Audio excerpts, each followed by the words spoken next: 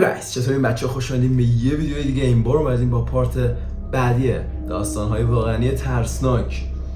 یه کسی نیستش که خودم با تنهایی همین رو بگیرم، همه کار خودم. آره یه گفتن که حالا جالبه، یکی راجع به استخره، یکی توسط لاما آرت فکر کنم، یکی دیگه هم Uncurable Skeleton، همون سایت تلگرامی که این استایی که اونجا بود جفت ترجمه رو توسط اون چنل اینستا انجام شده و اینکه آره دیگه همین. پس اگه این ویدیو رو دوست داشتید حتما این ویدیو رو لایک کنید، بعد ساب کنید، بعد زنگوله رو بزنید، رو حالت آل بذارید که از ویدیوهای جدید من مطلع بشید.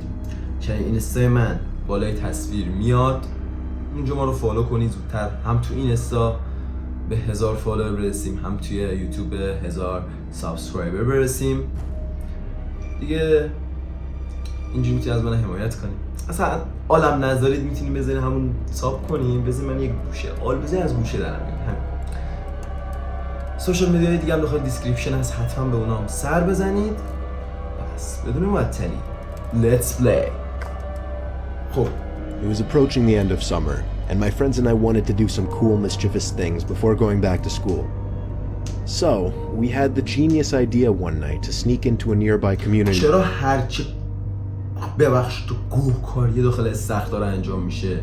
یه قسمت دیگه هم دیده بودیم رفته بودن زده بودن یارو جنازه‌ش انداخته اون کنار استخر. Pool. It was actually only a couple blocks away. It's right smack in the middle of a residential area. So instead of sitting on a main road or something, it actually just sat around a bunch of houses on a quiet road. During the hot day, the little parking lot would be full and the spot would be bustling. But at 1 in the morning, the place was of course dead. There's obviously a big fence surrounding the whole front entrance, as well as a cage that gets closed up when the place closes. So our best way was to get in through the side. We snuck into the backyard of a neighboring house and hopped the fence over to the pool. It was as easy as that. The four of us took off our shirts and jumped into the pool, which in retrospect wasn't smart, since any of the neighbors could have heard the splashes and just called the police. But we were dumb high schoolers. It was very, very dark within that whole enclosing. This pool had no lights, which is why it closed at sunset. James, Courtney, and Alyssa were on the other side of the pool, as I was just kind of doing my own thing at first, swimming around and getting my face wet. I saw Alyssa get out of the pool shortly after and run away. I swam over to see what was going on. She was just going to the water fountain though. The three of us just bopped around in the water for a bit, and eventually we heard Alyssa jump back into the pool from the other side. It was too dark to see much more than her black hair covering her face. But just then we heard Alyssa playfully call something to us as she was walking back to the pool. The three of us in the pool looked at each other. I know they were doing the same thing as me, counting heads. There were three of us on this side of the pool, and here came Alyssa walking over to our side. So who was that on the other side? Alyssa got in, but the three of us were distracted, looking at the head bopping around the water across the pool. James said across the pool, "Who is that?" Not even 2 seconds later, the head went underwater and disappeared from view.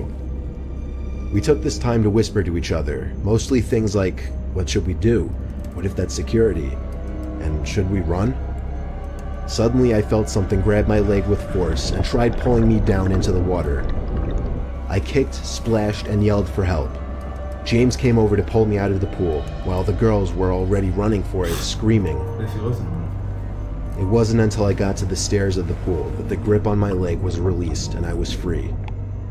We hopped the same fence we climbed over to get in and ran all the way back to Alyssa's house. I was convinced that whoever that was a security guard. That is, until they literally tried to pull me under the water. We don't know what to think. There are a few possibilities. Maybe it was just another kid messing with us, maybe it was a security guard who went way too far, or most likely, it was a dangerous person who had ill intent. شدم جیم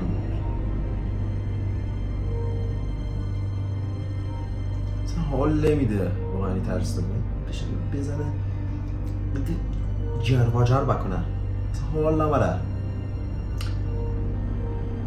خوب بود ولی یاد گرفتیم که ساعت 1 شب هیچ وقت استخر نرید. اگه میخوایم برید سربسته برید. یه ذره شلوغ باشه. آره. I'm Nina. This happened to me 8 years ago. At the time, my family and I lived on a medical campus as my father was a doctor. Our building had 2 floors, with families living on both sides of each floor. We lived on the ground floor on the right. This story happened right when we got back home from vacation. After arriving back, we cleaned the place, freshened up, and hit the sack pretty early. It was 9 p.m. My sister and I slept in the same room together. Our room was 2 rooms away from our parents' room. Just as I was about to fall asleep, I heard a loud bang on the roof. I sat up straight and woke up my sister. She dismissed it to be... نگران نباشید، همکف بودین، همسایه بالایی هم داشتین، احتمالاً داشتن شیطونی میکردن و شب جمعه فکر کنم بوده، فردا باید میرفتین مدرسه و آره. The family living above us. She said they were probably just moving chairs around. آره صندلیه، نگران نباش، شما بخوام بهتره. Around midnight, I heard my sister call my name. I groggily asked her what happened and she asked, "Can you hear that voice?" I listened closely. I started to hear the muffled voices of people singing a religious chorus. I was puzzled. I thought to myself, who would be gathering at this ungodly hour? We ignored it again and went back to sleep. We thought some overly religious family was performing some kind of ritual. After I went back to sleep, half an hour later, I heard a loud voice. This time, the voice seemed to be that of a late-night TV infomercial. I told myself, the next day, I'm going to confront this other family. Just before I went to sleep, I checked the clock again and saw that it was 2 a.m. After that, I fell into a deep sleep. I was abruptly woken by a stinging pain on my left arm. I glanced at my alarm clock. It was 10 a.m. I heard my sister crying loudly. I sat up and asked her what happened. Suddenly, I felt a sharp stinging sensation. I looked at my left arm and saw the exact marks on my arm. I shouted to my mom. آها اسکل یه تیکه رو تعریف نکرد، نگفتش که خواهرش دستش زخم شده اون داشت گریه می‌کرد. She came running in our room and we told her about our scratches. The color drained from my mom's face. She went outside. We followed her into the garden and she stopped. She came back with a banana leaf. To our shock, there were the same marks as we had on our left arms. I know, no one would believe با موز اشتباهات گرفته بوده احتمالاً. Believe me, but this is true. In our culture, we believe that if there is an evil spirit around, they draw marks on banana leaves. It then affects the people staying. بعد الان موز از کجاتون در آوردین؟ درختش کرده بودین، بد شده بود. موزو که در میارین. درخت کرده بودین.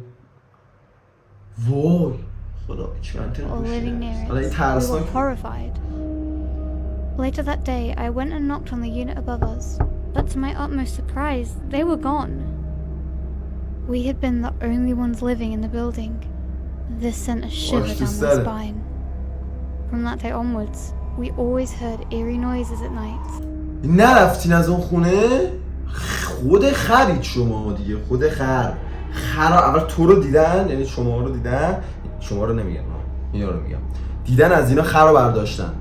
دقیقاً همینا، قیافه خر را کاملا با شده بود، فقط 2 تا گوش کم داره، دوم هم شاید داشته باشه، زیرو ندیدیم. خیلی ممنون که این ویدیو رو تماشا کردین. پس اگه این ویدیو رو دوست داشتین حتما این ویدیو رو لایک کنید، کانال من سابسکرایب کنید، زنگوله بغلش هم بزنید تا از ویدیوهای جدید من مطلع بشین. چینل 3 من بالای تصویر میاد، اونجا ما رو فالو کنید. سوشال میدیاهای دیگه هم داخل دیسکریپشن هست، حتما به اونام سر بزنید. این استا زودتر از فالوور برسید، ممنون خیلی. الهی دور قرنیه همتون بگردم و اینکه یوتیوب هم به 1000 سابسکرایبر برسونید. قرار اتفاق جدیدی بیفته، احتمالاً رزیدنت اویل جدید رو بعد از امنجیا تمام بکنیم، شروع کنیم و تمامش کنیم. گیم بعدی اون احتمالاً رزیدنت اویل بشه. پس تا ویدیوهای بعدی پیس اوت.